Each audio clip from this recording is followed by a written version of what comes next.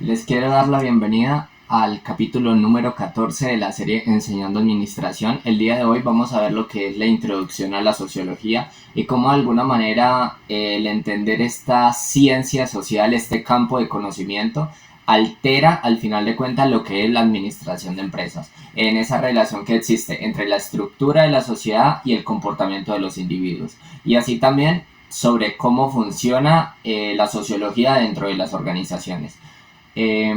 Bueno, vamos a ver lo que es la introducción a la sociología.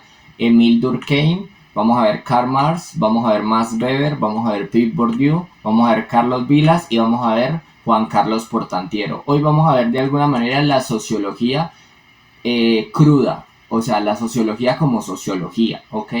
Ya la sociología de las organizaciones, que ya es la relacionada con la administración de empresas, la vamos a ver en el próximo capítulo, pero para poder que entiendan el próximo capítulo es necesario que miren este primero, ¿ok? Entonces vamos a verlo paso a paso, detalladamente, y pues estén tranquilos, vayan a tomar algo y demás, y vuelven, y bueno.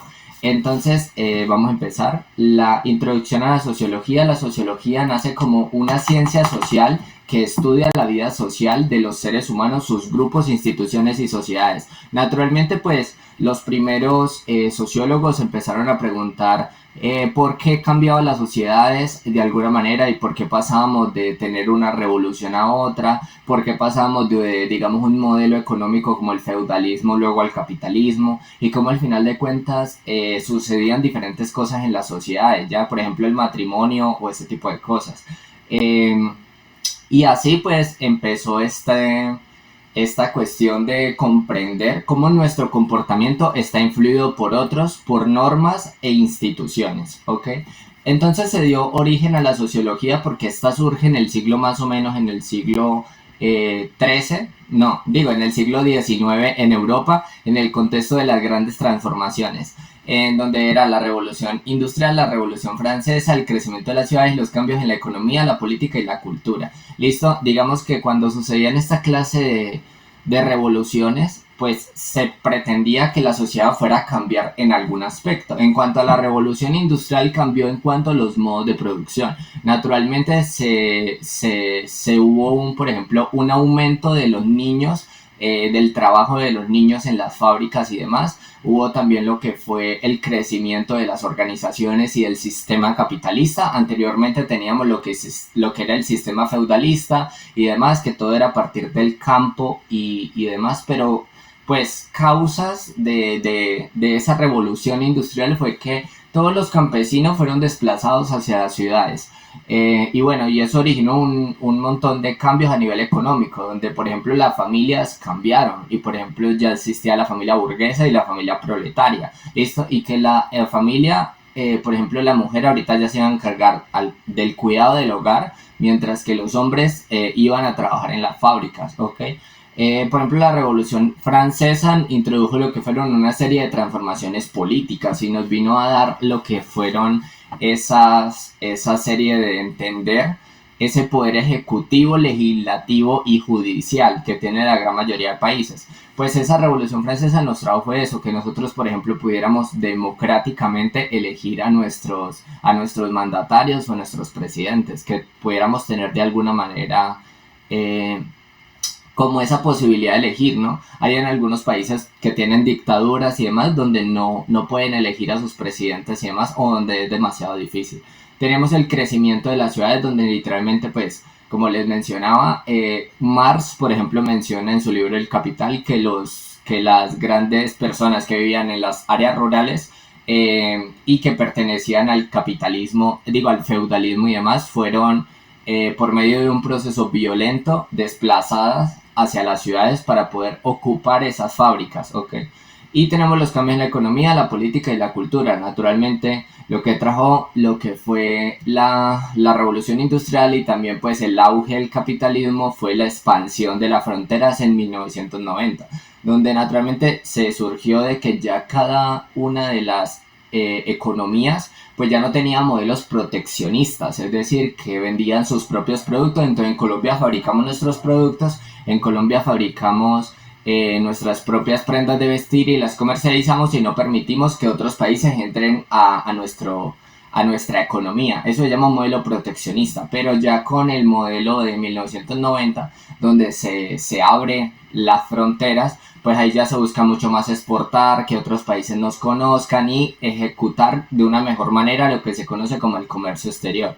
Y pues estas transformaciones generaron nuevas formas de vida y nuevos problemas sociales. De ahí la sociología nace para comprender y explicar estos cambios y sus efectos en la sociedad. Ya, digamos que la sociología trata de eso, de mirar cómo esos cambios o esas revoluciones impactaron en la vida de los individuos y cómo le dieron sentido a partir de sus acciones.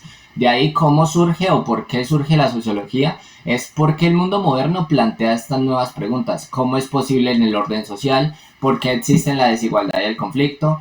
¿Qué une a las personas en una sociedad? ¿Cómo cambian las sociedades? Esas son preguntas clave que deberíamos hacernos. Naturalmente, al final de este video o de todo el video, pues ya voy a dar tal vez las respuestas a estas preguntas.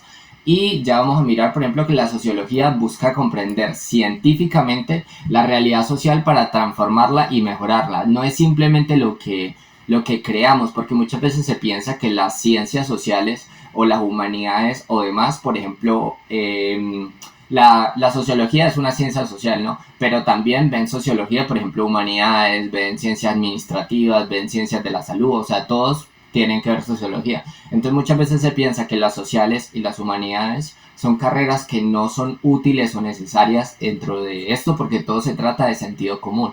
Entonces yo digo, ay, es que la sociedad está cambiando, es que la sociedad le está pasando esto y esto y esto, y ya inmediatamente como que estoy intentando explicar el mundo que nos rodea. Pues la sociología vino a decir, ojo, si usted quiere opinar sobre la sociedad tiene que tener datos, tiene que partir desde premisas empíricas, o sea, tiene que probar lo que dice de alguna manera, listo, sea cualitativamente o cuantitativamente. Y pues bueno, luego después, y pues tenemos a Durkheim, donde él analizaba, por ejemplo, diferentes problemas sociales como el, bueno, sí, eso, y el matrimonio. Y cómo de alguna manera él medía eso de manera por los números. Y cómo los números de alguna manera le permitían comprender cómo salía eso. Luego tenemos el objeto de estudio, donde teníamos la sociología estudia los hechos sociales, en decir, la forma de actuar, pensar y sentir que existen fuera del individuo y ejercen una influencia sobre él. Entonces había lo que eran los hechos sociales, y estos hechos sociales pueden pues parecer como pueden ser normas, valores, instituciones y mucho más, y también roles. Pero ahorita vamos a profundizar más cuando veamos a Durkheim en estos hechos sociales. Tenemos las características de la sociología, donde es una ciencia social, utiliza métodos científicos, busca comprender la realidad e interpretar la realidad social y tiene una mirada crítica y reflexiva. Y su conocimiento es provisional, se revisa y se actualiza. Okay. Después, pues ya tenemos entonces en resumen que la sociología entonces nos ayuda a entender cómo vivimos en sociedad, por qué actuamos, cómo actuamos y cómo podemos construir una sociedad más justa. Y algunos temas que aborda naturalmente la sociología puede ser la desigualdad social, la educación, el trabajo, la familia, el Estado, la cultura, movimientos sociales y demás, ¿ok? Siempre de una mirada social y crítica. Listo, estas últimas partes pues tendí a leerlas porque pues es natural, la sociología tiende a ser muy precisa, entonces yo trato de decirla conforme a eso, ¿ok? Bueno, vamos a ver entonces quién fue Émile Durkheim. Entonces, para poder entender a Durkheim tenemos que entender toda esta corriente de lo que fue el estructural funcionalismo y cómo de alguna manera hay autores como lo fue Comte, Auguste Comte, como lo fue por ejemplo Talcott Parsons y como lo fue Émile Durkheim, que tienen una posición muy similar en cuanto a lo que se conoce como el estructural funcionalismo o el positivismo, como de alguna manera se puede cambiar la sociedad desde un aspecto mucho más conservador, ¿no? Desde un aspecto más de buscar la estabilidad de la sociedad, ¿listo? Mientras que Émile Durkheim hacía eso, por ejemplo, Marx era todo lo contrario, él buscaba el conflicto, entonces para que miren esa diferencia. Entonces Émile Durkheim, ya observemos quién era él, fue uno de los padres fundadores de la sociología y proponía que, por ejemplo, la sociedad no es la simple suma de los individuos, es una realidad en sus generis que ejerce una fuerza sobre ellos. Es decir, Emile Durkheim decía que la estructura realizaba un constreñimiento al individuo, es decir, la estructura por sí misma genera que el individuo se vea permeado, se vea de alguna manera influenciado en su manera de actuar. Listo, lo podemos ver en una empresa, cuando naturalmente la estructura misma de la empresa ejerce una presión sobre cada uno de los empleados. Listo, y si tenemos, por ejemplo, un hospital, pues entonces cada uno de los médicos se van a ver de alguna manera limitados en cuanto a la estructura de la empresa o del hospital, porque las citas tienen que durar 15 minutos, media hora, una hora y demás. Ahí es donde él nos dice que justamente eso, pero mirado desde una sociedad, ¿ok? Luego tenemos que él fue un sociólogo francés, su objetivo fue construir una ciencia de la sociedad tan rigurosa como las ciencias naturales y pues propuso 3 obras naturales como lo fue las reglas del método sociológico, el suicidio y la división del trabajo social. Luego ya vamos a mirar lo que fue los hechos sociales. ¿Cuáles eran los hechos sociales? Entonces, para Durkheim, la sociedad existe con independencia de los individuos y se manifiesta a través de los hechos sociales. Es decir, la sociedad existe independientemente de que existan los individuos, ¿no? La sociedad siempre va a existir, ¿no? Y que, pues de alguna manera, pero están relacionados, lo que es la estructura de los individuos. Y entonces, en cuanto a esto, los hechos sociales eh, implicaba de que estos fueran externos, coercitivos y generales. Externo simboliza existe fuera del individuo, coercitivos se impone sobre nosotros aun cuando no lo queramos y el general es compartido por la mayoría de los miembros de una sociedad. Por ejemplo, puede ser el lenguaje, las leyes, las costumbres, la religión, la educación. Vamos a ver un ejemplo mucho más, digamos, clásico. O sea, clásico no, un ejemplo mucho más coloquial.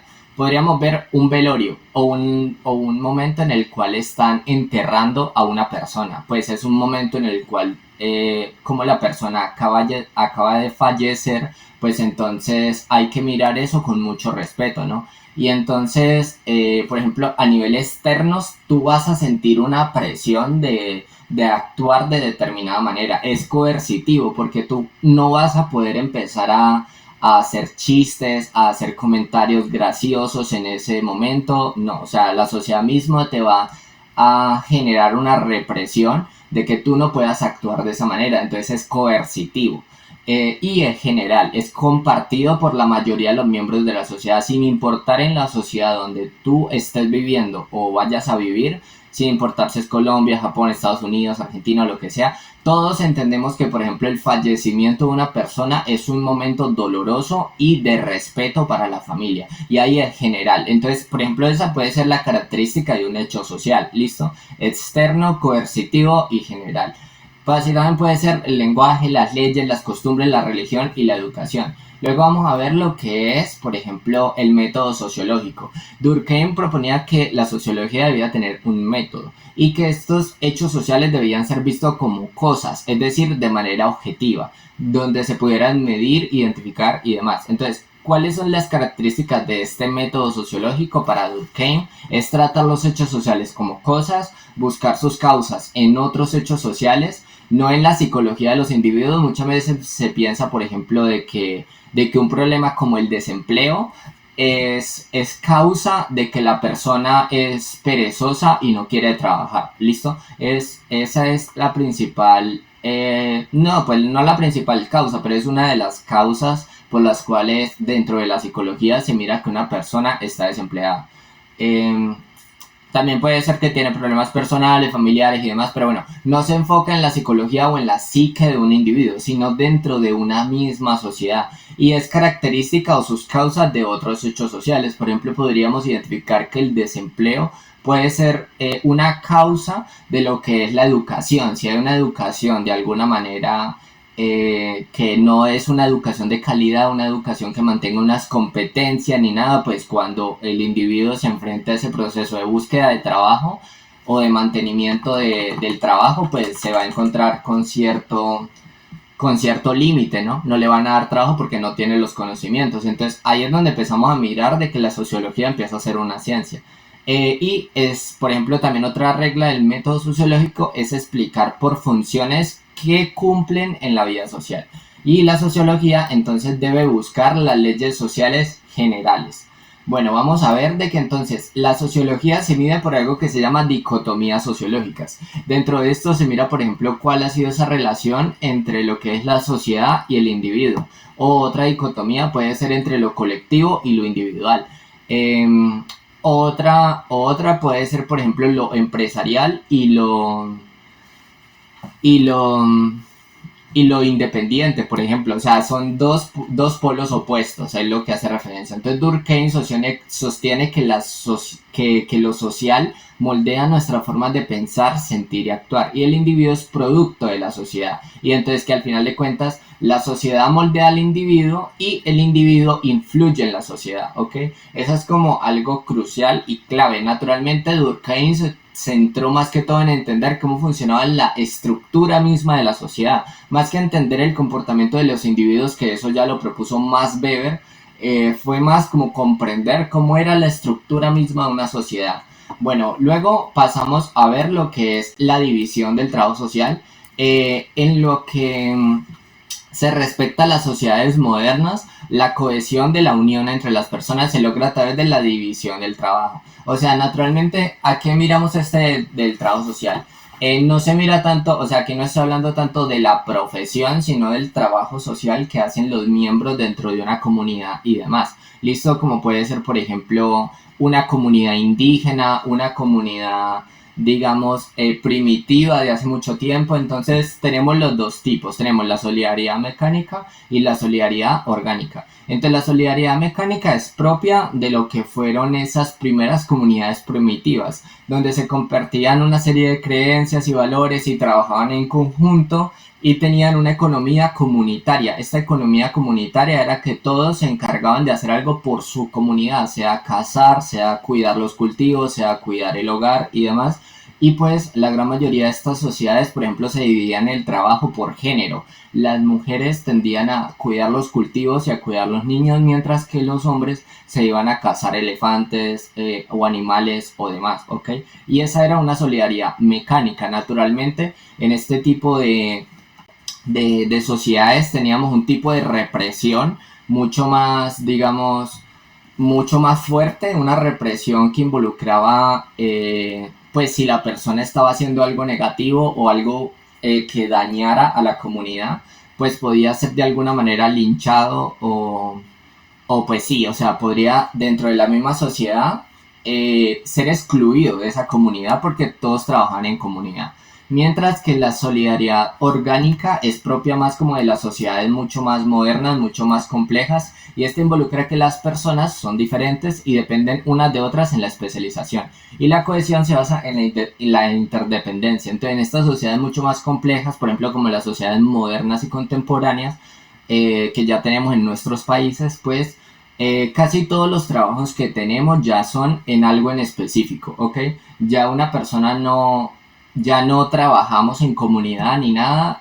Por ejemplo, ya tenemos propiedad privada donde cada persona puede comprar una casa, un edificio o tener una empresa y buscar su propio beneficio. Naturalmente, también se tiende a tener mucho hacia la especialización. Ya no es como que yo aprenda muchos saberes, por ejemplo, que tenía en la comunidad para poder sostenerme, sino que ahorita yo tengo que aprender algo en específico, por ejemplo, administración de empresas.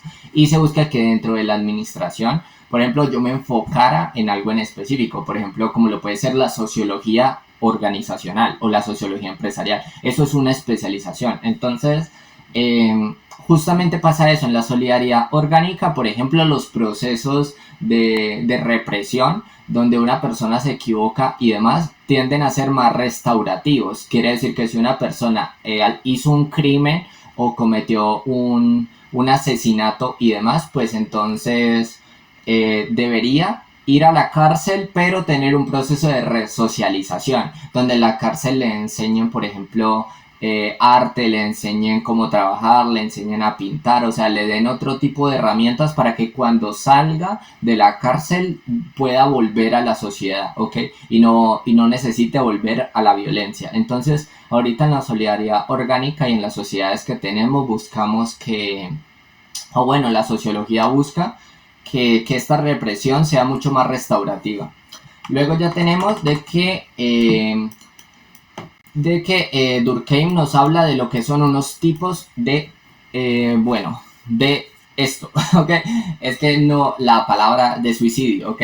Vamos a decir la palabra, no pasa nada, pero si hay problemas en cuanto a decir esta palabra y demás, por lo menos en las redes sociales y todo, porque bueno, hay una clase de censura en cuanto a hablar a ciertos temas, ¿ok?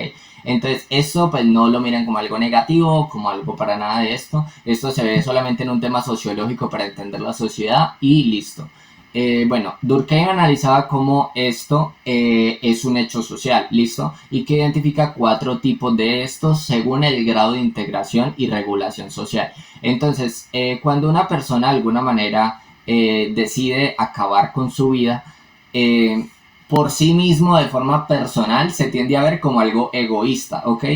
¿Y por qué? Porque él tiene un bajo nivel de integración social y el individuo está débilmente unido a la sociedad. Se ve, por ejemplo, cuando una persona está casi siempre solo o en sociedades donde es muy solitario. Se ve, por ejemplo, mucho en Estados Unidos, donde la mayoría de la persona, por el gran nivel de trabajo, no entablan, por ejemplo, grandes relaciones personales y tienen un bajo nivel de integración social. Casi no están en grupo, ni en comunidades, ni más, no hacen parte de algo y el no hacer parte de algo hace que se sientan solos en la sociedad y, y ese nivel de estar solos puede llegar a ser tan grave que una persona puede tener esa decisión de acabar con su vida. Después tenemos del altruista. El altruista tiene que ver cuando hay una integración excesiva. El individuo se anula en el grupo. Listo, el altruista es como por ejemplo cuando las personas están en una secta, listo, en una secta o en una especie de grupo así religioso que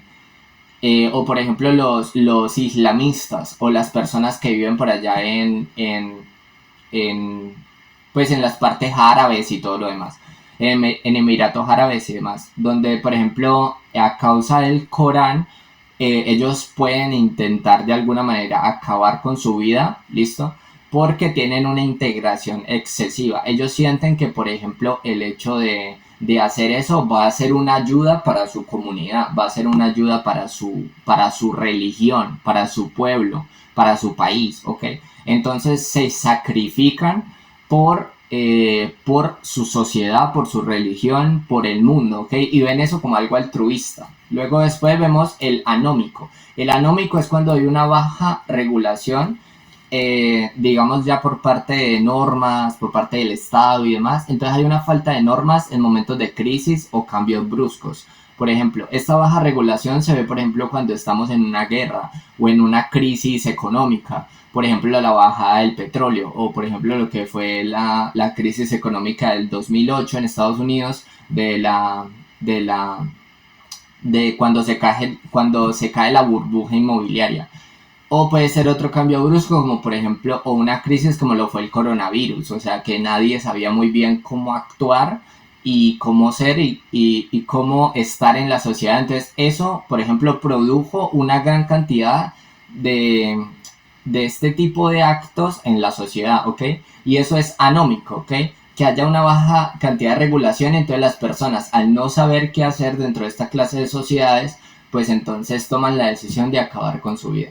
Y por último teníamos el fatalista, donde hay una regulación excesiva por medio de normas, por medio de regulaciones, por medio de instrumentos, bueno, todo lo demás, y hay demasiadas reglas y control social. Lo vemos en países donde hay un muy alto grado de dictaduras y todo lo demás, por ejemplo en Corea del Sur, digo en Corea del Norte. En Corea del Norte hay una alta regulación porque de alguna manera no pueden elegir su presidente, tienen que depender de lo que le digan los demás y hay una especie de control social.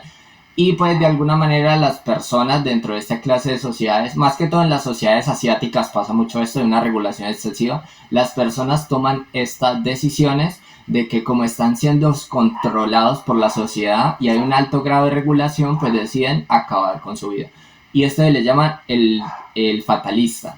En esto Durkheim, digamos que lo analizaba de una forma más probatoria, más cuantitativa, el hecho de tratar de mirar, por ejemplo, cuántas personas hacían esto dentro de las sociedades y demás, como para tratar de explicar esta clase de integraciones. Luego tenemos la religión, por ejemplo. La religión, mencionaba Durkheim, es un hecho social fundamental porque cumple una función integradora. Une a las personas en torno a sus creencias y valores compartidos. Y la religión es ante todo un sistema solidario de creencias relativas a cosas sagradas. ¿Listo? Es decir, lo sagrado representa a la sociedad en sí misma.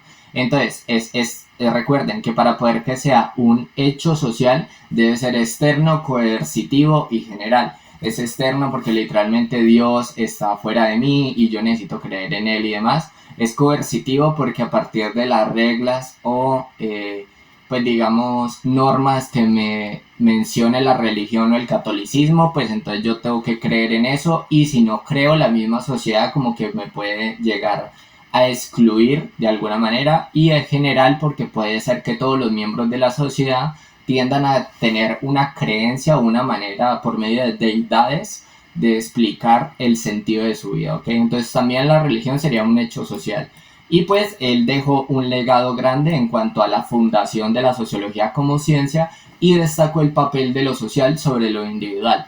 Estas ideas siguen influyendo en la sociología contemporánea y hay una idea central que para entender al individuo hay que entender la sociedad, ¿ok? Entonces Durkheim, perfecto. Luego, y recuerden, lo más importante es que lograba mantener la estabilidad de la sociedad y el orden social. Luego tenemos a Marx. Marx era todo lo contrario, él no era conservador. Marx fue de alguna manera una especie de persona que lo mantenían despidiendo de sus trabajos. Él era como más libertario, vamos a hacer marchas, manifestaciones, vamos a protestar por los derechos de los trabajadores, o sea, él fue de alguna manera quien empezó a darnos esta mirada mucho más revolucionaria de lo que era la sociología, ¿ok? Ya ante los problemas sociales ya no nos vamos a callar, ya no nos vamos a esto, sino que vamos a salir a las calles a protestar, era lo que decía Marx, y fue uno de los padres fundadores de la sociología. Los filósofos han interpretado el mundo de distintos modos, de lo que trata es de transformarlo, ¿ok? Entonces, lo que fue Marx, por ejemplo, él fue un filósofo, economista, periodista y revolucionario alemán. Su objetivo fue comprender cómo se organiza la sociedad capitalista y explicar el origen de la desigualdad y el conflicto social. Entonces, Marx menciona en un libro que se llama El Capital que hay una transformación, como les decía, del modelo económico que tenemos y pasamos de lo que es el feudalismo o el modo de producción, más que modelo económico, el modo de producción, pasamos del feudalismo al capitalismo, ¿listo? Y de que ya el capitalismo era la explotación del hombre por el hombre y cómo al final de cuentas se mantenía la estructura capitalista. Y entonces mencionaba que había un materialismo histórico. Él sostiene que la sociedad se explica en la forma en la que los seres humanos producen y organizan su vida material. Mencionaba que cada persona tenía una vida material y que esta vida material involucraba, por ejemplo, una persona debía tener una serie de condiciones materiales, listo, para poder subsistir, y quienes tuvieran mejores condiciones materiales podían tener mejores calidad de vida.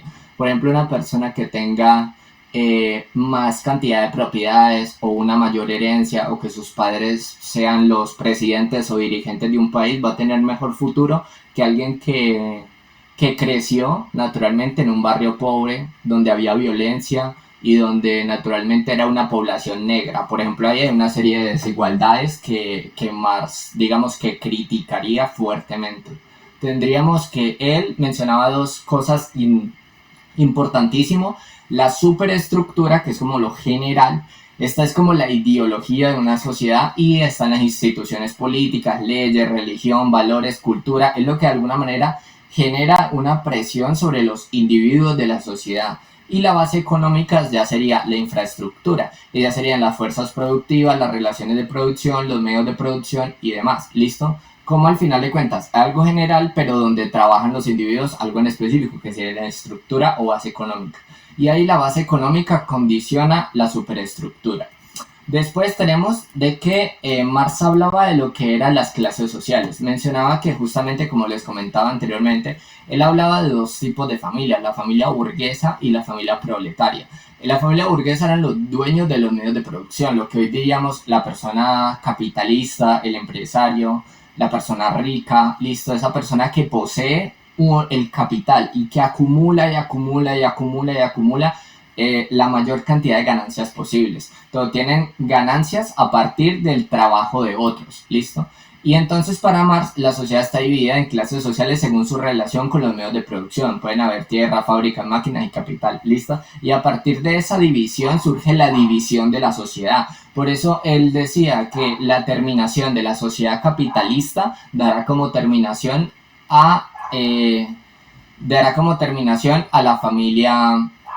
a la familia. Es decir, que cuando se elimine la familia, asimismo se eliminará o transformará la estructura capitalista. Y pues teníamos la clase trabajadora o la familia proletaria, que esta clase trabajadora que solamente tiene fuerza de trabajo para vender. Ellos naturalmente se les ofrece lo que es el contrato de trabajo y por medio del contrato de trabajo pues pueden vender una cantidad de horas productivas de su trabajo para poder vendérselas a una empresa y la empresa les otorga un salario justo que les permita netamente sobrevivir. Y pues de alguna manera seguir trabajando. Eso es lo único que pretende el contrato formal. No pretende de alguna manera que estas personas de la clase proletaria puedan llegar a ser también burgueses o capitalistas. Naturalmente no se pensaría eso. Hoy en día por medio del emprendimiento, las empresas y demás, y la administración, la persona que esté formada, la persona proletaria que esté formada, por ejemplo, en administración de empresas o en formar una empresa y todo lo demás, pues puede llegar a ser un burgués o un capitalista, ¿no? Esa es como una de las ventajas que tiene la sociedad capitalista en comparación de otras como la comunista, la feudalista o la socialista, que donde no se puede tal vez tener como todo el capital, sino que debe ser compartido por otros miembros de la sociedad. Eso sí nos permite el capitalismo, como que lo que nosotros nos ganamos puede ser de nosotros y nada más. Entonces, estas personas proletarias no poseen capital, venden su fuerza de trabajo para sobrevivir y son explotados en el sistema capitalista. Al final de cuentas, como el capitalismo es la explotación del hombre por el hombre, pues entonces es un sistema que naturalmente nunca va a dejar de existir. Naturalmente, por ejemplo, se piensa que el capitalismo es tan fuerte que se puede acabar toda la sociedad y aún así seguir existiendo. Que cuando los robots o cuando la inteligencia artificial nos reemplace, igual el capitalismo va a seguir existiendo. Y eso lo vemos, por ejemplo, en el ejemplo de Wall-E en la película, donde, por ejemplo, Wall-E es un robot que aún se acaba la sociedad, o bueno, ellos se desplazan al espacio y la única persona que queda en la Tierra es el robot. Él sigue acumulando basura. Esa acción de acumular basura es una acción netamente capitalista, ¿ok? Y entonces la historia es la historia de la lucha de clases.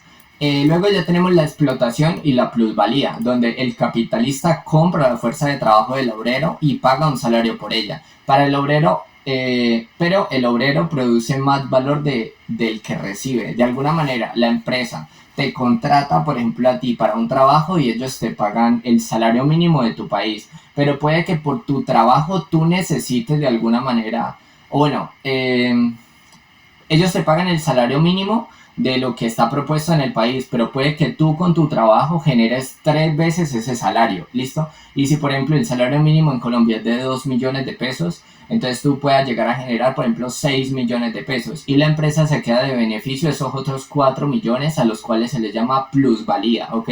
Esa diferencia que existe entre lo que te pagan y lo que gana la empresa, ¿listo?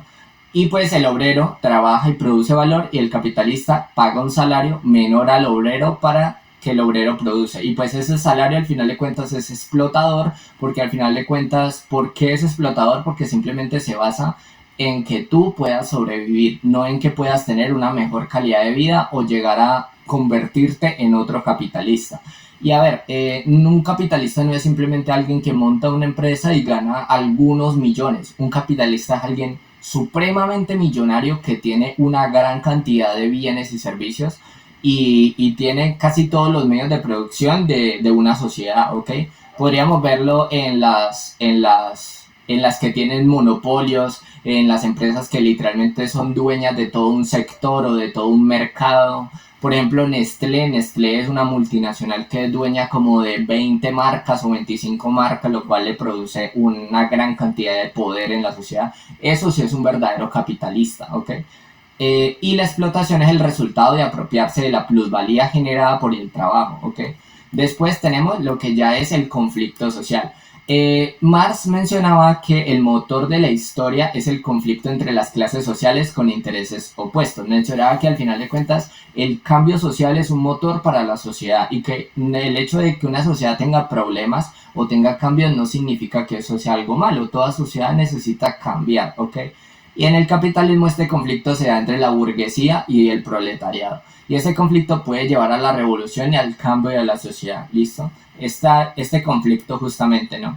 Entonces, pues, ¿cómo se podría llegar a cambiar el sistema capitalista por vista de nuevos conflictos? Si hubieran nuevos tipos de revoluciones, como la revolución industrial o francesa, que ya pasaron, y hubieran este tipo de revoluciones, pues podríamos comprender, por ejemplo, que la sociedad podría volver a cambiar este modo de producción o este modelo económico que tiene, pero es muy difícil.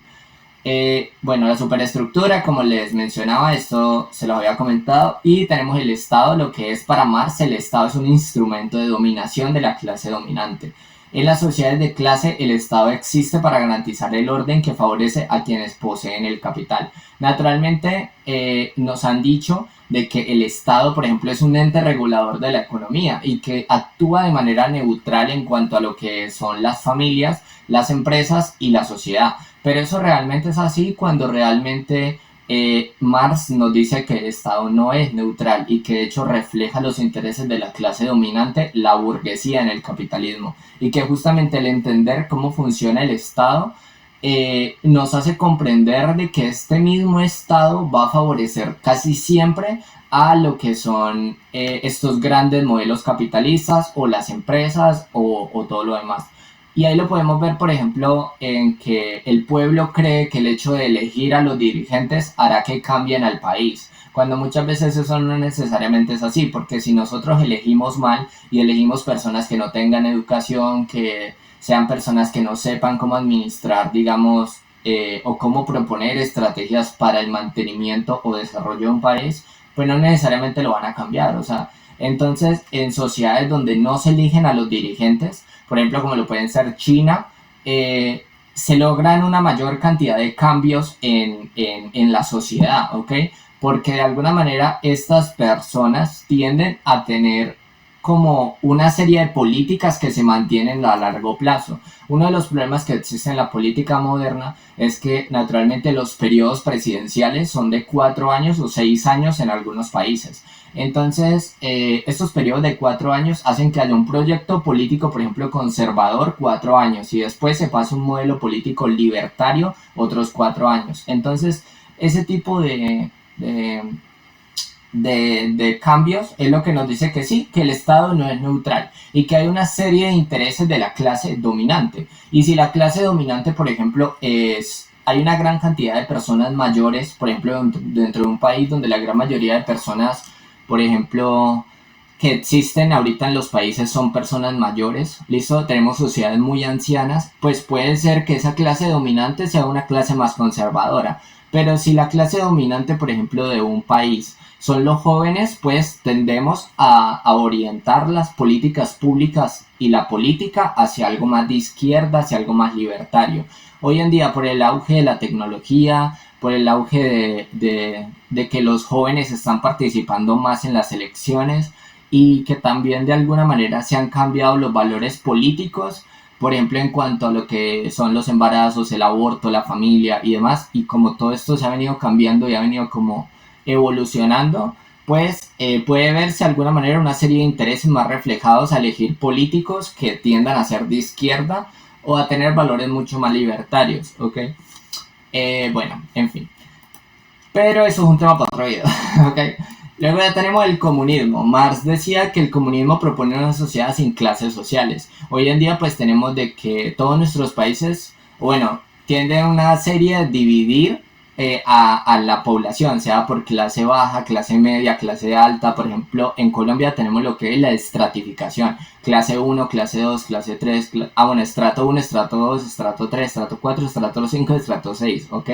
Naturalmente, los que son de estratos más bajos como el 1 o el 2, es muy difícil que en toda su vida puedan llegar a ser estrato 6, ¿ok? Es muy difícil.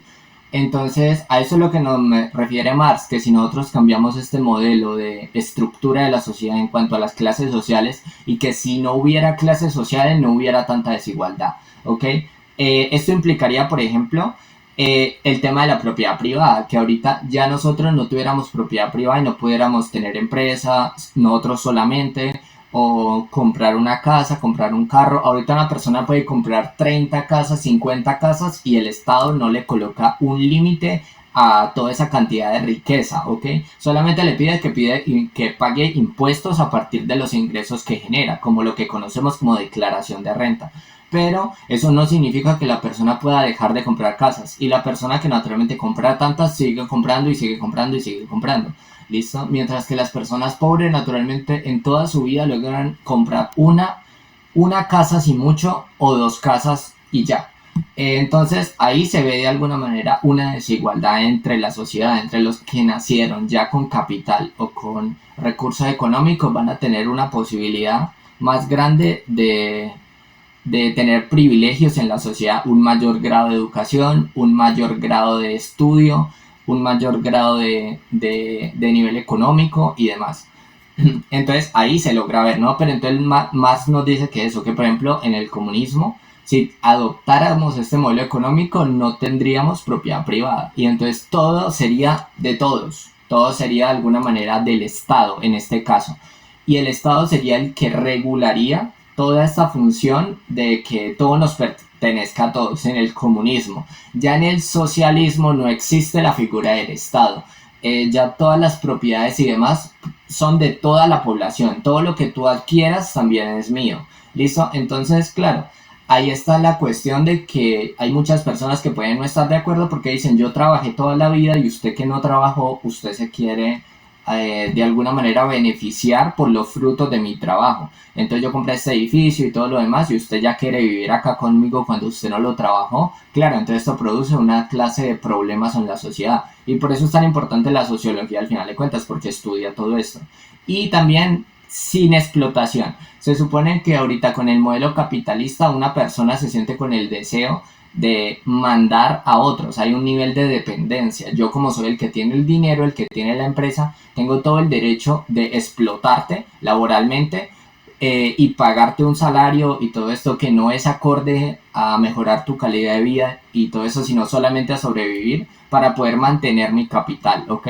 Y entonces, por ejemplo, si nosotros no tenemos en cuenta esto y nosotros no juzgamos constantemente este modelo de explotación que existe dentro de las empresas, vamos a seguir manteniendo estas relaciones de poder desigual, la distribución de la riqueza desigual y por ende modelos de negocio que están centrados únicamente en seguir acumulando y acumulando dinero, propiedades y recursos materiales, cuando realmente el objetivo de una organización debería ser mejorar la calidad de vida de los empleados que trabajan ahí, no aumentar la cantidad de riqueza del empresario o el capitalista. Esa no debería ser la idea. Por eso en la administración ahí ya somos muy críticos de tal vez entender eso, ¿no?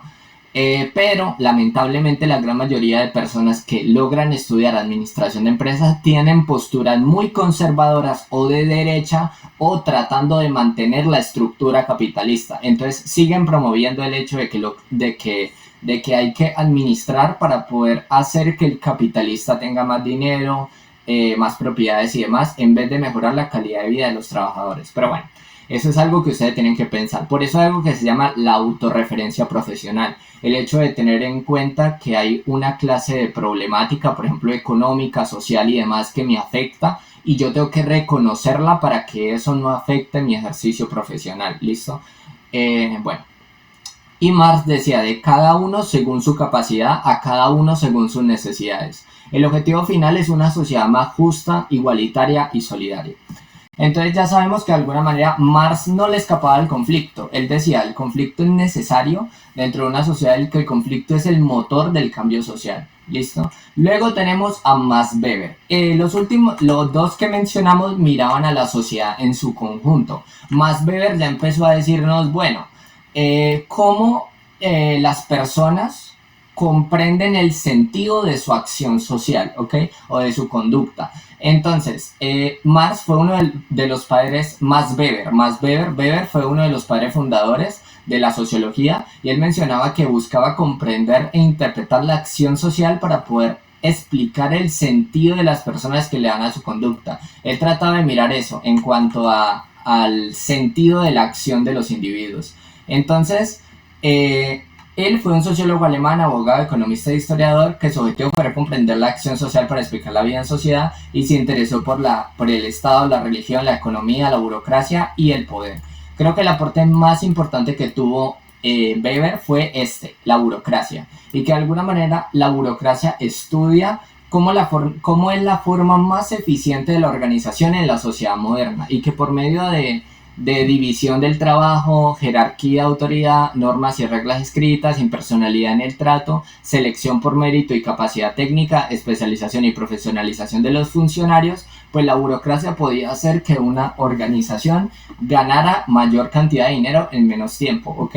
Y entonces, división clara del trabajo que simbolice que de las funciones. Entonces, que ya tú seas abogado, yo soy administrador, otro es médico. O sea, todos no podemos ser generalistas dentro de este proceso burocrático, porque todo involucra reglas, procedimientos y técnicas. En una jerarquía de autoridad siempre va a haber alguien que tiene más poder que otro, y la comunicación va a ser así mismo. El operario se comunica con el supervisor y el supervisor con el jefe. Tenemos normas y reglas escritas, donde ya tenemos, por ejemplo, lo que son manuales de funciones, reglamentos internos de trabajo, manuales de convivencia y demás. Tenemos impersonalidad en el trato. Ahorita, naturalmente, ya el jefe no te trata mal por el hecho de que tú le caes mal personalmente por tus características personales, sino por el trabajo que realizas. Ahorita ya las relaciones se enfocan en lo que tú haces en vez de lo que tú eres, ¿ok? Después tenemos la selección por mérito y capacidad técnica. Ahorita ya las empresas tienen lo que son que la entrevista, que son una serie de pruebas psicotécnicas, pruebas de capacidades, por ejemplo, matemáticas, de lectura crítica. O sea, ya sea la persona que tenga más conocimiento, pues puede llegar a ser la que obtiene el trabajo al final de cuentas, ¿no? Y esto pues nos otorga una desigualdad, porque entonces la persona que tenga altos ingresos, que pueda acceder a una mejor educación y tuvo mejor experiencia de alguna manera en su familia, con empresas y demás, va a poder acceder a empleos mucho más fácil que una persona pobre que nunca tuvo un estudio ni experiencia en el trabajo. Tenemos la especialización. Directamente ya soy un administrador de empresas que se enfoca en el ambiente educativo, y que soy un profesor de sociología, y eso es una especialización. Y tenemos la profesionalización de los funcionarios, donde ya no se busca naturalmente que un funcionario público, naturalmente, o privado, lo que sea, pues ya sea simplemente una persona que fue al colegio, instituto, o bueno, como le digan en sus países, sino que ya directamente se busca una profesionalización, que haya ido a la universidad, que mínimamente para ocupar un cargo público dentro del Estado sea administrador, economista, ingeniero, médico o demás, para poder hablar sobre ciertos temas. Si hoy en día en la sociedad tú no tienes un grado universitario, pues tú no tienes el derecho para poder hablar sobre esa temática a nivel público. Es lo que nos viene a decir el tema de la burocracia. La burocracia entonces busca garantizar eficiencia, continuidad y previsibilidad. Luego ya tenemos lo que es la acción social. La acción social nos menciona que un individuo actúa a partir de darle un sentido a la acción que realiza. ¿Y cuál puede ser ese sentido que puede darle a la acción social? Puede ser que actúe con arreglo a fines. Si actúa con arreglo a fines es porque está orientado a resultados, así le diríamos en una empresa. Por ejemplo, es una persona que el fin justifica los medios, lo que decía Nicolás Maquiavelo en el libro El Príncipe. Eso significa de que el actor elige los medios más eficaces para alcanzar un objetivo. Por ejemplo, estudiar para aprobar un examen. A él lo que le interesa es la calificación del examen y ya. Asimismo, por ejemplo, una persona que decide crear una empresa por el simplemente hecho de volverse rico, ¿ok? Ese es un arreglo a fines. Luego, la acción con arreglo a valores. Una persona, de alguna manera, actúa con el propósito de tener mejores valores, como por así decirlo, de conforme lo que piensa, su ética, sus valores, que responsabilidad, constancia, honestidad y demás, actúa a partir de los valores que tiene. sean éticos, estéticos, religiosos y demás. Por ejemplo, actuar por justicia, aunque sea en contra del propio interés. Puede ser actuar por el hecho de, de decir, yo prefiero sentirme bien con esto que voy a hacer que obtener este resultado, ¿ok? Eso es algo más amoroso, más, más, sí, más romantizado, el hecho de actuar con valores. Es que yo tengo que actuar conforme a mis principios en la sociedad, ¿ok? Pero bueno, igual esto no es de tener un sentido moral, esto no es como que unas son buenas y las otras son malas, no, simplemente son diferentes formas en las que un individuo se dirige a hacer una acción. Luego ya tenemos la acción tradicional, que esta ya parte de nuestra familia, valores y hábitos y costumbres arraigadas en el tiempo, lo que nos dijo nuestros padres, familias, abuelos que debíamos hacer. Si ellos nos dijeron, hay que saludar de cierta manera cada vez que usted vea a una persona, buenas, joven, ¿cómo le ha ido? ¿Cómo ha estado? Darle la mano, estrecharle, en otros países agacharse y demás. Pues esa es una acción tradicional, algo que parte de las costumbres. Y por último tenemos las acciones afectivas. Estas acciones afectivas propuestas por Weber mencionaban que estaban motivadas por emociones y sentimientos del momento. Por ejemplo, ayudar a alguien movido por la simpatía o la ira y dejarse de alguna manera llevar en un proceso por sus emociones. Como por ejemplo en la empresa, cuando yo no despido a un empleado porque me cae bien, pues eso ya es una acción afectiva, está guiada por mis sentimientos. Por eso hoy en las empresas se busca cada vez más que los empleados no estén, digamos, motivados en sus acciones por sus sentimientos o que hagan acciones afectivas, porque podría ser dañino para una organización en el hecho de que una persona en ese intento de ser movido por sus emociones, pues podría de alguna manera robarse dinero, podría de alguna manera violentar a otra persona, podría hacer algunas acciones poco éticas. Entonces, aquí lo malo no es que tenga una acción afectiva, lo malo es que no pueda tener ese carácter ético para poder analizar las situaciones sociales que se le presentan y tome malas decisiones. Ahí lo malo es que tome malas decisiones a partir de esas emociones que tenga. Bueno, luego tenemos la dominación. De alguna manera, Marx mencionaba lo que era la dominación y que había una dominación legítima. Y que esa dominación legítima era cuando, por ejemplo, yo sé que existe un jefe y un esclavo. ¿Listo? Naturalmente es una postura filosófica. El amo y el esclavo. Y entonces yo me identifico como amo y sigo las órdenes de ti. ¿Listo? Por ejemplo, si yo soy el profesor, entonces tú vas de alguna manera a darme el poder o vas a legitimar lo que hago, como decir, yo soy el profesor y tú eres estudiante, dos posiciones de poder diferentes donde una ejerce una dominación. Yo estoy ejerciendo una dominación por conocimiento sobre ti. Tú puedes pensar que todo lo que yo digo es cierto y que no necesita ser comprobado porque yo soy el profesor y tiene de alguna manera la autoridad para hablar sobre este tema de sociología o administración de empresas sin la necesidad de juzgarlo, porque ya tú de alguna manera comprendiste que yo soy el que tengo el poder, que yo soy el que tengo el conocimiento. Y como tú no lo tienes, tú debes hacerme caso para poder aprender. Entonces eso es una dominación y es una dominación legítima, ¿ok? Naturalmente, por ejemplo, ahorita se piensa en una educación que sea mucho más contrastar, o sea, que pueda contrastar un poquito, que tú puedas juzgar al profesor, o más que juzgarlo más que juzgarlo no tanto, o sea, es más como de tener esa capacidad crítica de ponerlo en duda, de poder decir, ¿será que lo que él me está diciendo sí es verdad? Eso es al final de cuentas lo que en esta sociedad se quiere. Pero lo que decía Weber es que esta dominación es legitimada por una sociedad y que muchas veces sin quererlo terminamos haciéndole caso o siguiendo órdenes de personas dentro de una sociedad sin que estemos de acuerdo con ellos, simplemente por el solo sistema, por la sola estructura de la sociedad. Y tenemos, por ejemplo, la dominación tradicional. Esta dominación tradicional parte de la costumbre de tus familiares, de tus abuelos y demás, donde tú empiezas a decir, bueno, él es mi papá, él es mi mamá, ella es mi mamá, y pues yo por ese solo hecho de su autoridad como padres, yo debo hacerles caso, ¿ok? Y entonces ahí tenemos ese tipo de dominación. Es una dominación tradicional que yo muchas veces ni siquiera puedo juzgar.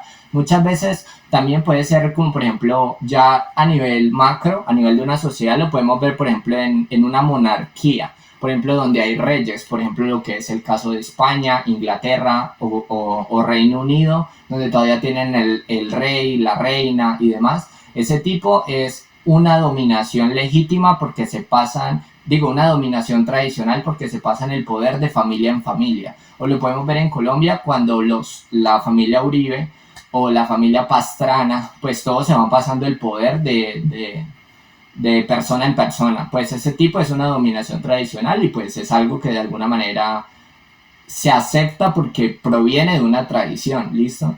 Luego está la cuestión carismática. Cuando hay una persona que, por ejemplo, hace parte de una religión, es un pastor, es una persona que hace parte de una secta o simplemente un grupo religioso, eh, pues son líderes políticos o religiosos que tienen una capacidad de influir directamente sobre las personas. Listo, esto lo podemos ver en personas que hicieron muchos daños en la sociedad, como por ejemplo en la sociedad alemana, donde hubo pues este líder de alguna manera este líder que hizo muchos daños a las comunidades judías y demás, a la sociedad judía. Entonces es eso, se basa en cualidades personales excepcionales de un líder consideradas extraordinarias, que naturalmente parten de la santidad, ¿ok? Y el poder se acepta por devoción. Como yo de alguna manera te admiro, entonces te sigo, ¿ok? Esa es como la idea de este tipo de dominación.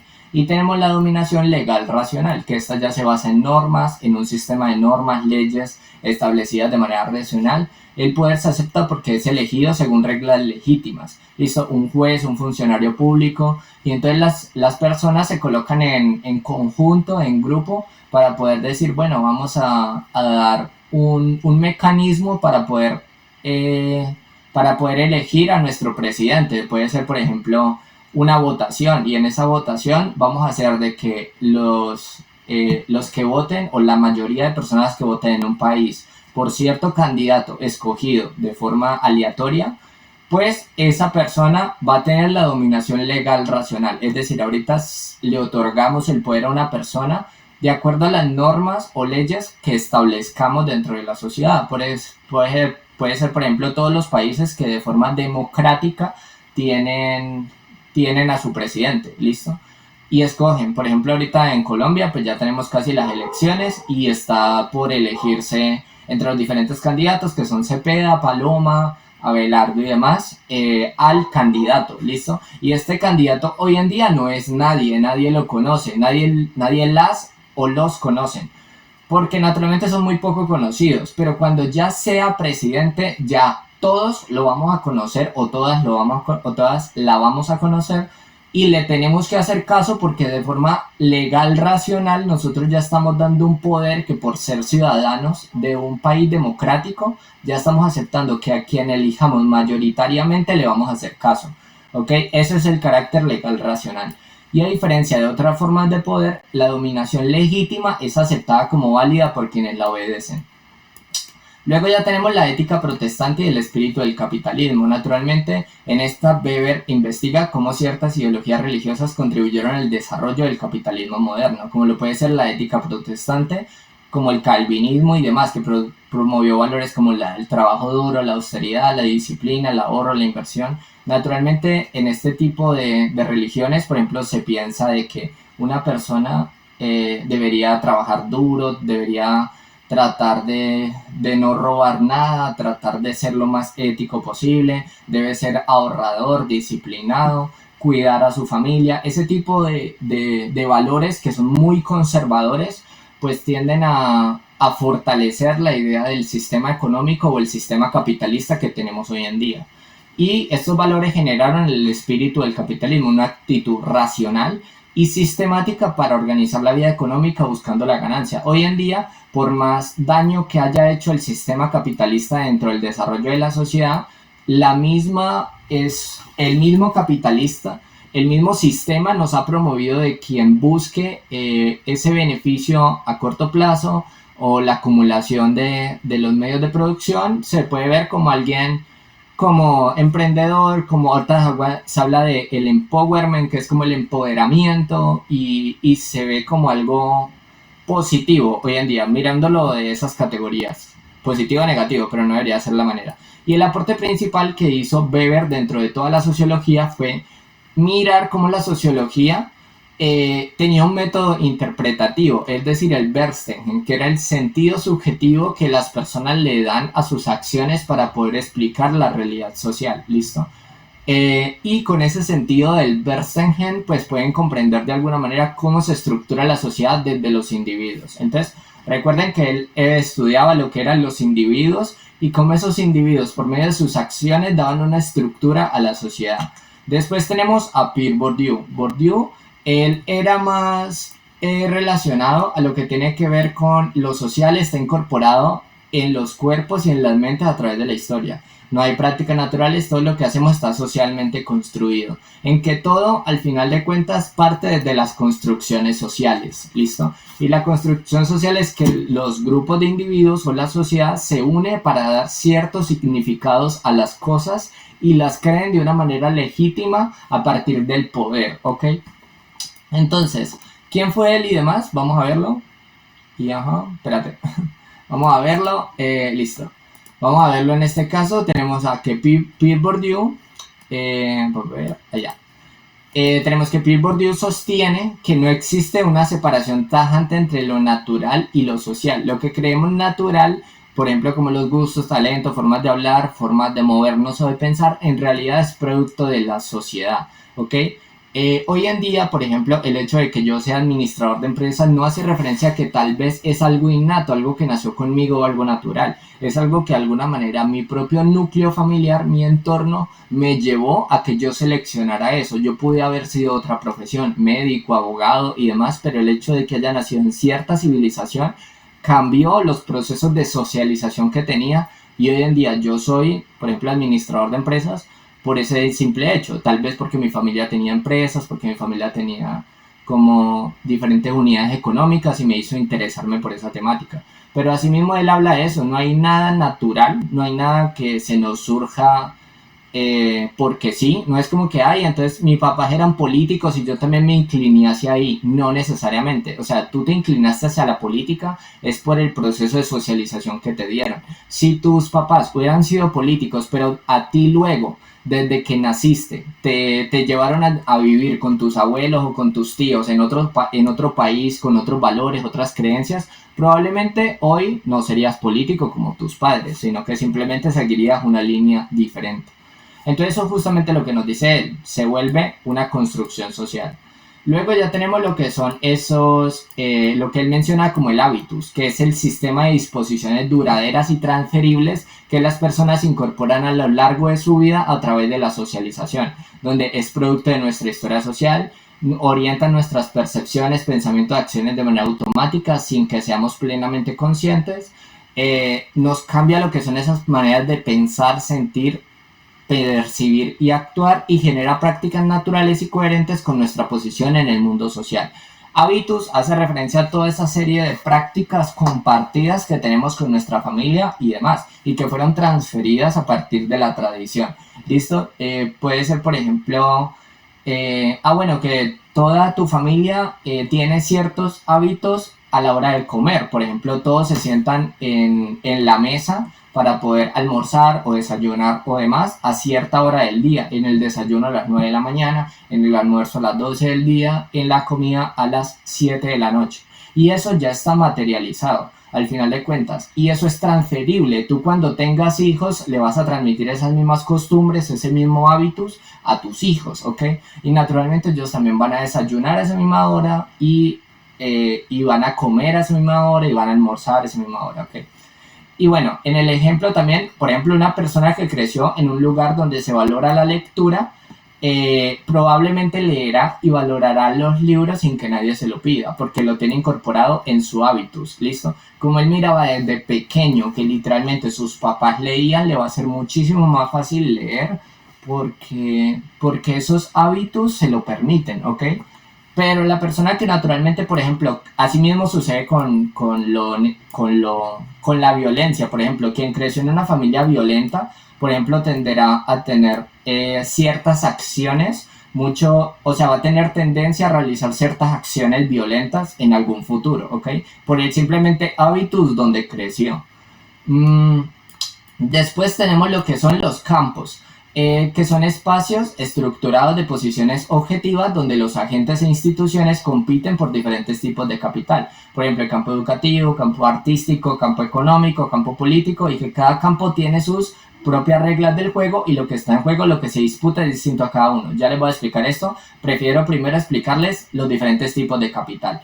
Entonces, en estos tipos de capital son posiciones privilegiadas de una persona en cuanto a estos campos. Por ejemplo, todos tenemos un capital, ¿ok? Y se nos pasan diferentes capitales cuando nacemos, cuando crecemos y cuando morimos le pasamos nuestro capital a otra persona. Por ejemplo, el capital económico es que una persona tiene dinero, bienes materiales, propiedades y esos bienes que adquirió durante toda su vida se los hereda a sus hijos y demás para que ellos sigan con ese capital. O el capital cultural es una serie de conocimientos, títulos, habilidades, cultura general que pueden existir en tres estados. Puede ser incorporado en el hábitus, objetivo, en libros, obras de arte e institucionalizado en títulos. ¿Listo? Asimismo, por ejemplo, el capital cultural en el hábitus puede ser más referenciado a dónde creciste, ¿listo? Dónde incorporaste esa serie de habilidades, conocimientos y demás. Puede ser que yo crecí en Colombia, entonces tengo cierto tipo de costumbres, de reglas, de normas y demás. En cuanto a los libros, obras de arte, la cantidad de libros o de obras de arte que logré leer en toda mi vida, ¿ok? Y ese conocimiento que adquirí o institucionalizado, por ejemplo, en los títulos. Por ejemplo, que a mí me den algún título, por ejemplo, como administrador de empresas. Y ese título me va a permitir trabajar en una empresa porque yo ya tengo una tarjeta profesional que me dice, bueno, usted ya tiene la capacidad para poder administrar una empresa y me contratan de una manera más fácil a la persona que no lo tiene. Entonces yo soy un privilegiado por eso. Al final de cuentas, también existe lo que es el capital social, donde hay unas redes de relaciones, por ejemplo, contactos y permanencia a otro grupo. El capital social es que, por ejemplo, tú tienes unos amigos y esos amigos que tienes te van a impulsar a conseguir ciertos trabajos, a recomendarte y demás, a lo que naturalmente se le conoce como palanca en Colombia o nepotismo en otros países, se le llama capital social de alguna manera. Solo que cuál es la diferencia entre nepotismo y capital social, que por ejemplo, en un gobierno, por ejemplo, el político, por el hecho de conocerlo, solo por el hecho de conocerte, ya te ascendió, ¿listo? O ya te puso en ese puesto. Eso sí es nepotismo. O los actores, por ejemplo, en Hollywood, que todos los hijos de los actores en Estados Unidos tienden a ser también actores por el hecho de eso mismo, por el nepotismo o el poder que tienen. Pero el capital social se basa más en esa serie de personas que conocen y te pueden llegar a ayudar, sea a nivel emocional, a nivel de gestión o a nivel financiero, ¿ok? Más como que el hecho de que te arrastren como en el nepotismo es el hecho de una serie de ayudas que puedes tener. Y tenemos el capital simbólico, que puede mencionar lo que es el prestigio, reconocimiento, honor. Es el capital cultural o social reconocido como legítimo. Naturalmente, legitimamos este tipo de capital que es el simbólico, donde decimos, bueno, es que usted, por ejemplo, usted gracias a su esfuerzo se pudo ir a la universidad y estudiar 5 años y, por ejemplo, hizo lo que fue un pregrado o hizo una especialización o una maestría, un doctorado, o hizo una investigación donde le otorgaron algo honoris causa, ¿ok? Que es un prestigio, un premio. O gracias a todo ese esfuerzo que hiciste dentro de las empresas, te dieron un premio de la excelencia organizacional, ¿ok? Eso es un capital simbólico. Ese premio luego te va a servir para conseguir otra clase de cosas. Y estos capitales se pueden convertir en unos, en otros. Y por ejemplo, el capital económico puede transferirse en capital cultural, educación o en el capital simbólico, el prestigio. Por ejemplo, mientras más dinero tengas, pues va a ser más probable que puedas llegar a adquirir un mayor grado de educación. ¿Listo? Si yo tengo grandes cantidades o grandes millones, por ejemplo, en Colombia, lo que es una especialización, maestría o doctorado, son estudios universitarios muy costosos. Entonces yo para poder hacer uno necesitaría dinero. Y si yo ya tengo capital económico, me puedo dar ese lujo o ese privilegio de ir a estudiar una maestría, una especialización o un doctorado por el simplemente capital que tengo. Después tenemos, bueno, y entonces en los campos, pues estos campos ya compiten y son posiciones. Puede ser, por ejemplo, el campo educativo, campo artístico, campo económico, campo político. Por ejemplo, el campo educativo, los que pueden llegar a ser profesores, doctores, investigadores, y dentro de esas instituciones, por ejemplo, educativas, hay cierto poder, ciertas líneas de poder. Tenemos en el campo artístico, donde lo que pueden ser personas que tienen mejores talentos o mejores habilidades o destrezas en el campo artístico, pues pueden llegar a ganar ciertas capital económico, cultural y demás. Por ejemplo, una persona, un gran cantante, por ejemplo, Andrea Bocelli, Pavarotti, bueno, o por ejemplo, Bad Bunny también puede entrar ahí. O sea que ya por el hecho de tener este saber artístico también denota un privilegio. En el campo económico lo mismo, no es lo mismo quien apenas acabó de conseguir un trabajo, a quien ya tiene una gran empresa, a quien los papás le dieron una gran empresa o a quien administra una multinacional, ¿ok? No es lo mismo. Entonces ahí mismo se ve otro nivel de privilegio diferente. O en el campo político, no es lo mismo, por ejemplo, simplemente el consejero, que es una persona ahí, pues a nivel político no tiene tanto poder, que el concejal, que luego el senador, el congresista, el ministro o el presidente, ¿ok? Asimismo, ese tipo de cosas nos empiezan a decir, bueno, usted dentro de la sociedad, usted también tendrá una serie de poder, una serie de grados en los cuales avanzar. Después tenemos lo que es la reproducción social. En esta reproducción social, como lo puede ser la escuela, la familia, los medios de producción y otras instituciones, contribuyen a reproducir desigualdades existentes, ¿ok? La familia con más capital, por ejemplo el económico, cultural, social, transmiten a sus hijos más posibilidades de éxito, ¿listo? O sea, reproducen a nivel social toda esta serie de capitales, sea económico, cultural, social. Las familias más adineradas tendrán más posibilidades de éxito que una familia pobre. Y esto produce desigualdades de generación en generación. Entonces, si una familia es pobre, va a seguir siendo pobre, y si una familia es rica, va a seguir siendo rica. Así de sencillo. Por eso, quien trate de cambiar este tipo de capital dentro de la familia va a tener un desarrollo familiar mucho más extenso. Si, por ejemplo, yo tomo la decisión como hijo de donde mis padres nunca fueron a la universidad, de ir a la universidad, yo voy a darles mejores posibilidades a mi familia y también a mí mismo de progresar y tal vez de tener empresas, de actuar de manera más informada y de no sé, o sea, de tener más conocimientos o más experiencia que me lleve a actuar de una manera diferente para tener más posibilidades de éxito, ¿listo? Bueno, la escuela, por ejemplo, en el neutral, muchas veces legitima las diferencias y las presenta como mérito individual, cuando en realidad son resultados de desigualdades previas sociales. Por ejemplo, cuando las universidades o las escuelas compiten por las notas y le dicen, es que su hijo tiene que sacar altas notas, pues eso realmente no es como que, tan inteligente, usted es el mejor del salón y a usted le tenemos que dar un estímulo por su desempeño que tuvo, ¿ok? Felicitaciones. Pero eso realmente solamente refleja una serie de desigualdades, porque la persona que no, o el estudiante que no logró sacar altas notas, no es que sea bruto o tenga niveles de conocimiento inferiores, sino que simplemente no recibió una educación tan completa o no tiene tantas lagunas de aprendizaje como el otro estudiante que sí se ganó ese estímulo o que tiene mejor desempeño, ¿listo? Tal vez tienen resultados diferentes. Por ejemplo, aquí, ¿a qué se llama desigualdades sociales? Probablemente la persona que tuvo mejor desempeño académico, por ejemplo, no tiene que pensar en trabajar mientras estudia o no tiene que pensar en su transporte. Probablemente la persona, por ejemplo, pobre, que tiene que trabajar mientras estudia, conseguir su propio transporte, buscar su propia alimentación, va a tener muchas más preocupaciones que simplemente el privilegiado que ya tiene todo eso y simplemente tiene que ir a estudiar. Y pónganse a pensar, ¿habrá alguna diferencia entre una persona que tiene que trabajar, transportarse, buscar su propia alimentación y estudiar a la vez con alguien que simplemente estudie? O sea, ahí hay una ventaja realmente. Entonces, eso es lo que justamente nos decía Weber, ¿no?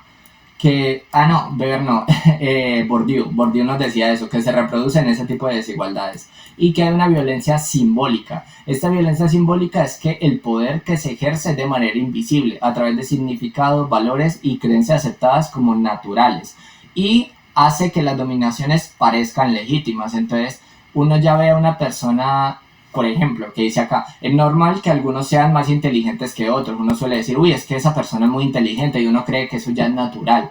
Y cuando realmente esa idea de lo natural oculta desigualdades sociales que producen esas diferencias. El hecho de que nosotros digamos que esa persona es súper inteligente como más que la sociedad, nos hace comprender que tal vez ahí hay cierto grado de privilegio, que esa persona, como les decía, tal vez no tuvo que trabajar mientras estudiaba, contó con todo el apoyo de su familia, tenía ahorros a nivel económico para estudiar y ese tipo de cosas lo hicieron ser más inteligente. Entonces hay una serie de desigualdades, ¿listo? Así también podríamos verlo en otros aspectos, pero bueno, esos son como el aspecto más comunes. ¿Y cuál sería el aporte central de Bourdieu? Que nos da herramientas para entender cómo se producen y se reproducen las desigualdades en la vida cotidiana, más allá de la economía. Entonces Bourdieu estudia cómo al final de cuentas todo es una construcción social y que esa construcción social produce una serie de capitales que generan desigualdades. Eso es como la forma en la que se estructura la sociedad para Bourdieu. Luego ya tenemos a Carlos Vilas, que estos ya son los autores de contexto. Los autores de contexto son autores de nuestros países o de nuestra región, ¿listo? Más que colocar un autor de un país, traté de colocar autores que puedan explicar la sociedad, por ejemplo, latinoamericana, ¿ok? Es como la idea, tratar de explicar esta sociedad latinoamericana. Entonces, Carlos Vilas nos empieza a comprender que en Argentina el Estado es a la vez imprescindible y problemático, ¿ok? ¿Y por qué él dice esto? Bueno, él es un sociólogo argentino, todo lo demás, investigador y docente, y su obra principal es el Estado y la cuestión social en Argentina.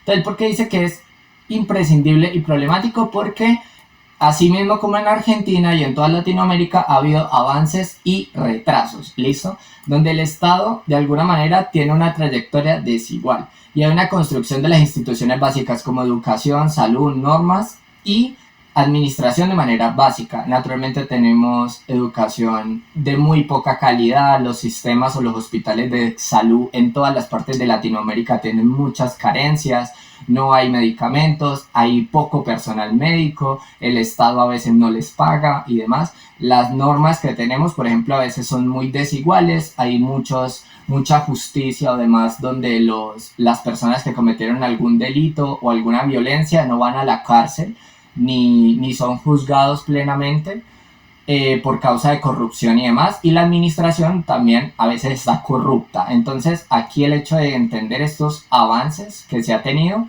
pero bueno, también así mismo como hay cosas negativas, también ha habido cosas positivas de alguna manera, de que claro, hay más educación, más salud, más normas y más administración que hace 10 años o 20 años. Entonces, claro, aquí también ha tenido una serie de avances. Pero también estas construcciones han sido básicas, ¿ok?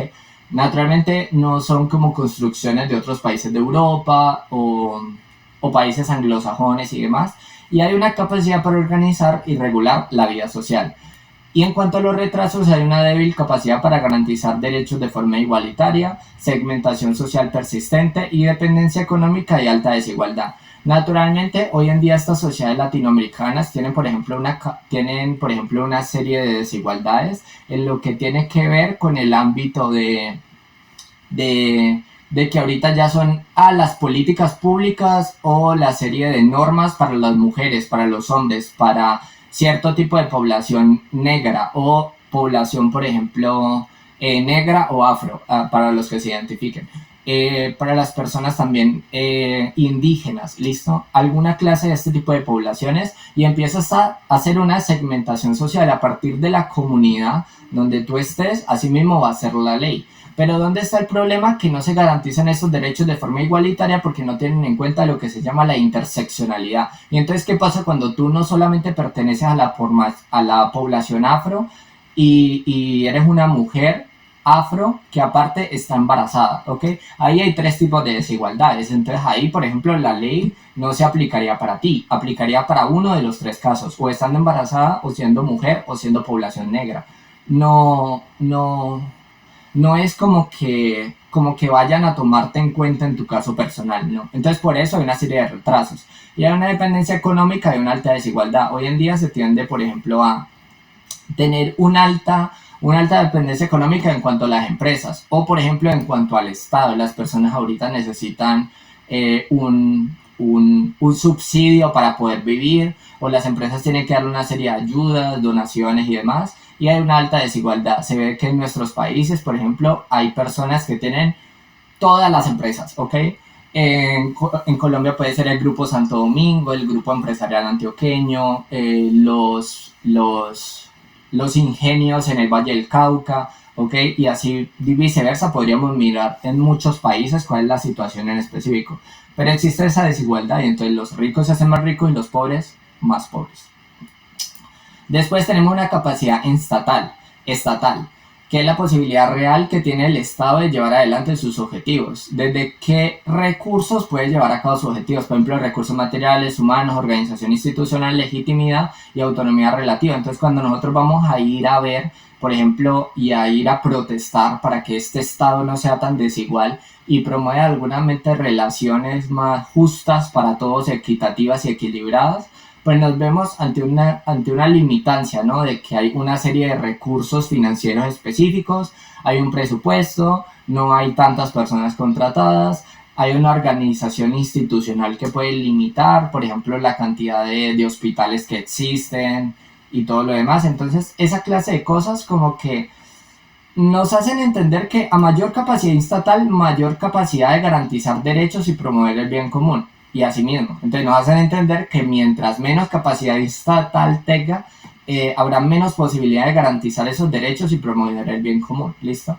Entonces así mismo se supone que un Estado que tome mejores decisiones es quien tenga mejores recursos para lograrlos. ¿Listo? Después tenemos, ¿por qué decimos al final de cuentas que Europa o países anglosajones tienen mayores calidad de vida o mayores indicadores de vida?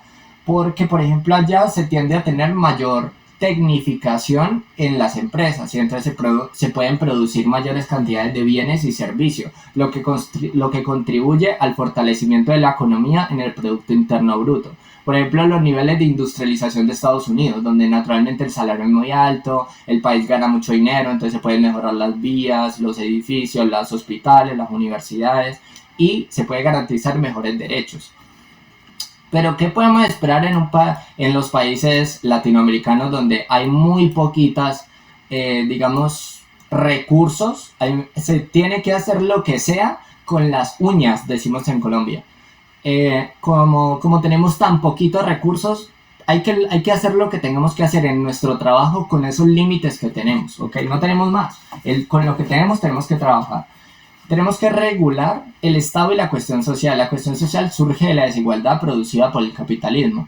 Interviene para regular conflictos, asistir a sectores más vulnerables, promover integración y cohesión social, pero su intervención es siempre limitada y contradictoria. Muchos problemas que logra solucionar o regular ese Estado, pues son desiguales, o sea, tienden a favorecer a ciertos grados de la población. Y naturalmente, con quien tenga mayores formas de relacionamiento son los más beneficiados o los más privilegiados.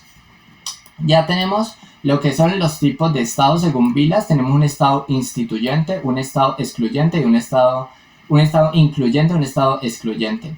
El Estado instituyente es el ideal deseable, es como nos gustaría que fuera el Estado, como nos gustaría que fuera el gobierno, que fueran justos, que tuvieran derechos, que promovieran desarrollo e igualdad.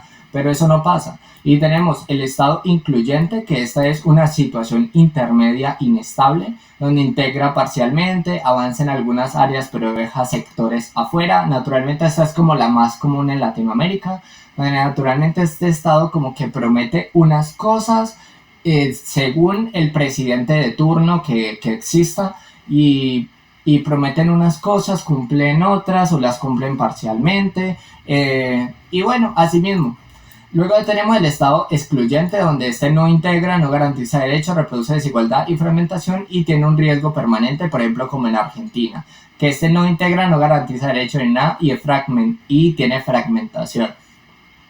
En Argentina pasa algo muy particular de que la sociedad está tan dividida, por ejemplo, en cuanto a hombres, mujeres, ciertos tipos de poblaciones, que asimismo el Estado es excluyente, o sea, le garantiza ciertos derechos a estas poblaciones fragmentadas y a los demás no. Entonces ahí tenemos este riesgo permanente en Argentina, donde nos menciona Vilas. Y él nos habla de esta misma relación que hay entre el Estado y la sociedad, y que de alguna manera el Estado no está por encima de la sociedad, sino que forma parte de ella. Como les había mencionado, muchas veces el pueblo pensar que son como inferiores al Estado. El Estado es el que les dice qué hacer y ellos lo que hacen es hacer caso. Mientras que lo que nos dice Vilas, es decir, el Estado y la sociedad tienen una misma relación conflictiva y que esta misma relación pues está en un mismo grado de poder, ¿listo? Y que los ciudadanos tienen el poder de incidir dentro del Estado y el Estado sobre la sociedad. Y pues tenemos unas ideas clave como que el Estado es necesario, pero su capacidad es limitada y desigual. En Argentina conviven avances importantes con fuentes de retrasos y fortalece el Estado es condición para una sociedad más justa e integrada.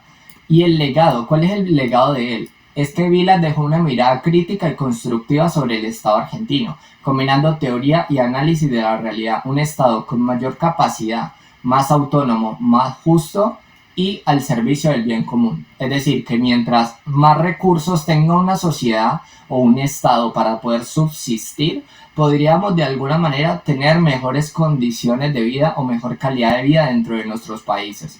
Y el último sería Portantiero. Él fue un sociólogo, politólogo, intelectual y es importante y lo dejamos de último, es porque él hizo toda la relación de las teorías anteriores en cuanto a Durkheim, Marx y Weber dentro de toda la sociología y nos va a ayudar a comprender de una mejor manera y resumida todo su pensamiento en cuanto a cómo comprender la sociedad moderna y sus conflictos. Él fue de alguna manera, nació en Buenos Aires, referente clave en las ciencias sociales, profesor investigador ensayista y su obra fue comprender la realidad latinoamericana desde una mirada crítica. Su aporte principal fue que de alguna manera hizo una lectura crítica y comparativa entre Durkheim, Marx y Weber. Y para él cada uno destaca un aspecto central en la vida social, ¿listo? Recordemos, Durkheim se enfoca en la estabilidad, Marx en el conflicto y Weber en la acción social. Pero ya vamos a ver los comparativos. ¿Qué hace Portantiero? Él analiza la comparativa de los tres y muestra que la sociedad se puede entender desde tres ejes diferentes pero complementarios y supera visiones parciales y comprende la realidad desde lo social. Es decir, él menciona cada uno de esos puntos de vista de los tres autores, pero también da su posición política, su posición ética, su posición profesional sobre la sociología. Y eso es importantísimo para poder comprender la realidad latinoamericana. Entonces, ¿cuál es la diferencia entre los tres? La mirada es que Durkheim, como lo mirábamos, ve a la sociedad como un sistema que busca orden y cohesión. Marx ve a la sociedad como un campo de conflicto entre clases con intereses opuestos y Weber ve a la sociedad como el resultado de acciones individuales con sentido, ¿ok? Y para Portantiero ninguna mirada agota por sí solo la realidad social. Entonces, ¿por qué es importante esta comparación? Porque permite entender que la sociedad tiene, primero, una necesidad de orden, que menciona Durkheim, también tiene conflictos y desigualdades, como lo menciona Marx, y tiene acciones y sentidos, como lo menciona Weber. Y su enfoque ayuda a pensar la realidad latinoamericana de forma más completa y crítica. Dentro de esto, él menciona la comparación directa, donde ya tenemos este cuadrito que tenemos acá abajo, vamos a ir mirando cada uno. En todas estas preguntas, ¿qué entiende por sociedad? ¿Qué rol tiene el individuo? ¿Qué explica el orden social? ¿Qué explica el conflicto y el enfoque central? Entonces, como lo vemos, Durkheim está más centrado en mantener las normas, los valores compartidos, menciona que el individuo está determinado por los hechos sociales, que existen unas normas, moralidad y solidaridad colectiva, y es anormal cuando aparece, el conflicto es anormal porque aparece cuando se rompe la cohesión. ¿Listo? Durkheim trata de sostener a la sociedad por medio de la estabilidad. Marx dice que que el tema de la sociología es un campo de las luchas entre clases con intereses opuestos. Está condicionado por su posición en la estructura de clases, la dominación de una clase sobre otras a través del individuo, el motor de la historia, y el individuo es el motor de la historia y el cambio social. Bueno, el conflicto es el motor de la historia y el cambio social. Y lo estructural hace parte del tema económico. Que Weber hace referencia a que es el resultado de las acciones individuales orientado por sentidos, es un actor que interpreta y da sentido a sus acciones, la legitima por diferentes tipos de dominación y puede existir, pero no es el único eje central. Y le da sentido por lo menos en el sentido de la acción.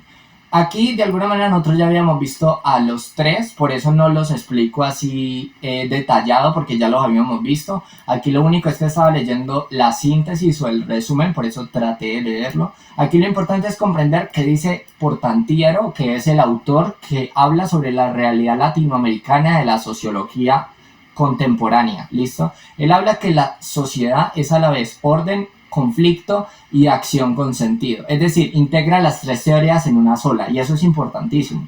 El individuo es producto de la sociedad, pero también la reproduce. El orden social cambia normas, poder y legitimidad.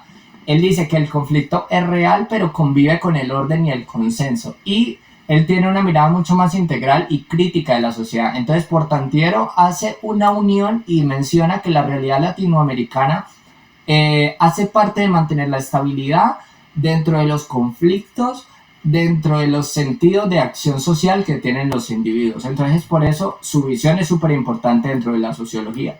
Y él comprende la sociedad a la manera de articular tres teorías diferentes, como la miramos, de promover el orden en la sociedad latinoamericana, como lo decía Durkheim, el conflicto de Marx y la acción con sentido de Weber. Y solo así podríamos comprender la complejidad social del mundo contemporáneo.